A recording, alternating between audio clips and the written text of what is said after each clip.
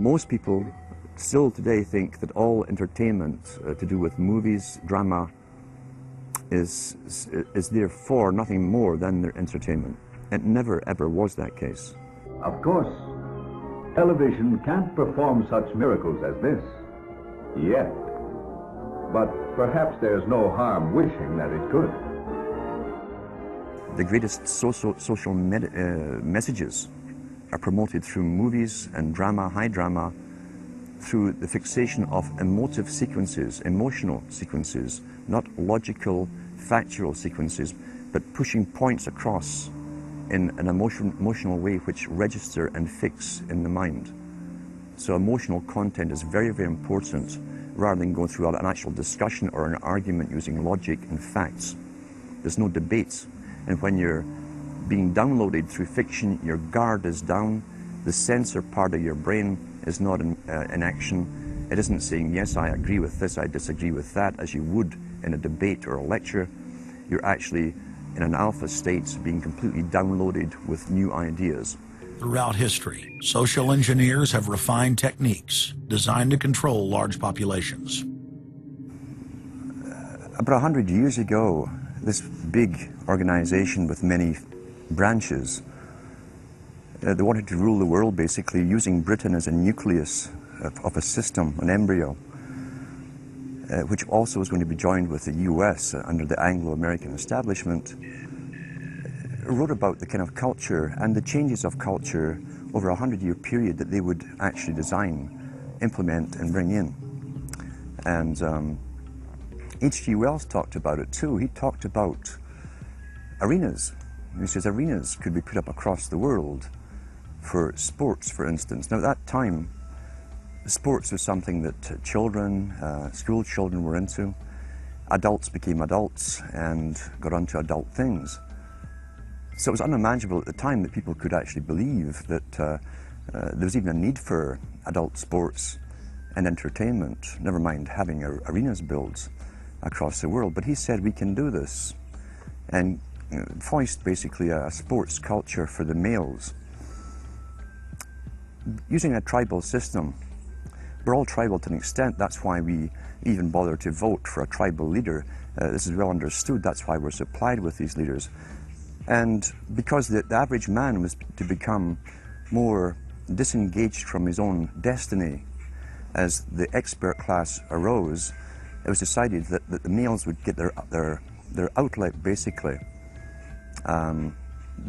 gradually becoming helpless as males through sports. Therefore they'd have a tribal team they could identify with, they could cheer them on as they were winning. In their own personal lives, they were getting nowhere. They were getting disenfranchised in a sense as experts took over decision-making for them in all kinds of fields. So this was psychology at use, planned before they even implemented the sports. When radio came along, of course, they used that to the maximum. Sports for the men, soaps basically for the women. And then in came television, as I say, with its alpha state, its hypnotic state. And sure enough, around the 1960s, really, 50s and 60s, it took off. It really, really took off. And men became glued on Saturday nights to the sports shows. A culture industry, which is called by its own the culture industry. The Soviet Union had a department called the culture industry. Their actors and directors were called the cultural leaders, because they would, like a computer, people are like computers, all you have to do is keep giving them new updates every so often, and you can change an entire country or a nation or a block of nations who are all getting the same upgrades at the same time along certain paths. Today we call it political correctness. Most people want to belong to their peer group. They want to be the same as everyone else when it comes to opinions. In fact, they judge their own personal sanity by bouncing ideas off their neighbors and friends who will answer back and agree on these same topics in kind. It doesn't matter if the topics or what you're given are facts or utter nonsense, as long as everyone agrees at the same time. You'll say, well, I'm sane, And your friends will all agree because they've had the same information given to them. But they've been programmed. And I'm sad because I know that it's hard for people like that to take an interest, a serious interest in world affairs, to take a serious interest in what their elected officials are doing. And they're not going to be really inclined to study or discover the deception that's being used against them. And so I'm sad because I see all of that in a flash in my mind as being an indication of how easy it is for the masses to be manipulated. The scientific dictatorship understands what makes human beings tick. They understand our psychology.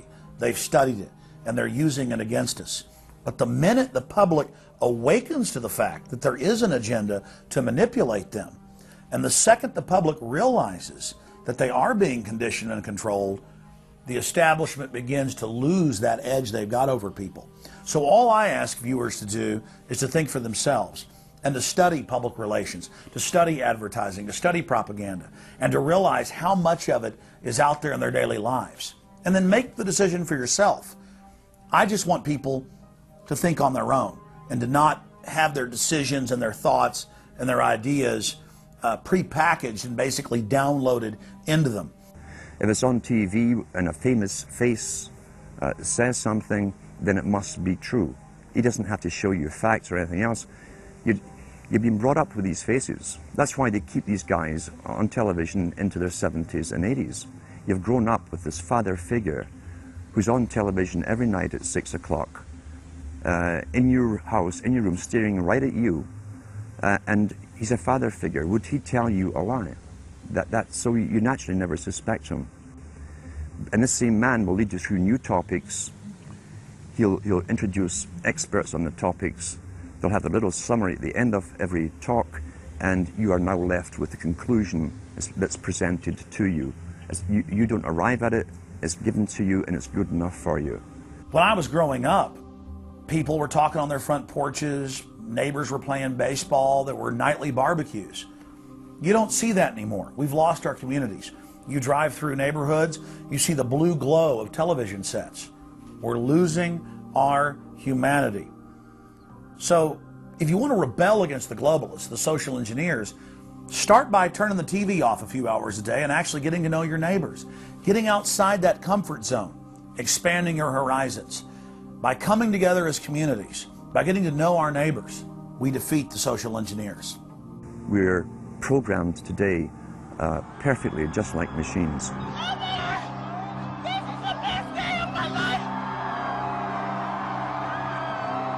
We tie this in with the Brzezinski. Brzezinski said in 2 Ages. Now this guy was way up with the NSA. He's a master geopolitician. He admits he works in 20, 50-year periods to do with geopolitics in other countries. But he said himself, the public will shortly be unable to think or reason for themselves. It was meaning by the form of information that was given to them, the type, the formulas that were in use then in the 1970s. He says, eventually they'll be unable to think or reason for themselves. And eventually, he said, they will expect the media to do all their thinking and reasoning for them. Well, that's happened today. That's why people today can't think outside of the programming from television. Zbigniew Brzezinski, Obama's main foreign policy advisor, talks about how a cult of personality can be artificially manufactured to influence the masses. In the first months of my administration, to pull our economy... Oh, goodness. Sorry about that, guys. To pull our economy back from the brink, including the largest and most sweeping economic recovery plan in our nation's history. We're gullible, but we're also willingly gullible. We want a human being, a big daddy, to come along and make everything right for us. And as long as we believe that, we'll always basically get shafted. In addition to John, sorry, I just noticed that I jumped the gun here. Go ahead and move it up. I'd already introduced all you guys. It's the presidential reality show. But when it became an Oprah production, it became slick. You don't have a president, you have an actor. They say that politics is show business for ugly people. You got it. What am I going to tell the president when I tell him his teleprompter is broken? What will he do then? It's Obama's role to front for the international banking syndicate and to take all the heat for their unpopular agenda. It's his job to convince the American people that the buck actually stops at the White House. In Brzezinski's book, Between Two Ages, is that eventually we shall put presidents in who will have personality cults. We shall create massive personality cults for these people through the same techniques as Hollywood has used. Obama is that man today.